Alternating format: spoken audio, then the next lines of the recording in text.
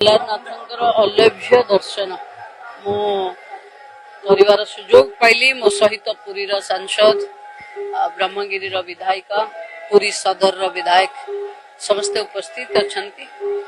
ଆମେ ଆଜି ଏତେ ସୁନ୍ଦର ପାଗ ଆଉ ଏତେ ଭଲ ଯୋଗ ଆମକୁ ଭଗବାନଙ୍କ ଆଶୀର୍ବାଦରୁ ପ୍ରାପ୍ତ ହେଲା। ମୁଁ ଶୁଣିବାକୁ ପାଇଲି କି ପ୍ରଭୁଙ୍କ ପାଖରେ ବଡ଼ ସିଂହାର ବେଶ ଦ୍ୱିତୀୟ ଦିନରୁ ଆରମ୍ଭ ହୋଇଛି ଏବଂ जो बेश को आज जाए केबे करा जाई नथिला।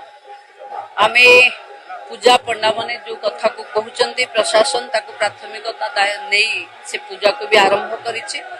ए पीठर सर्वांगीण विकास करबा पई पर्यटन विभाग आर्थिक अनुदान रो व्यवस्था करिछि।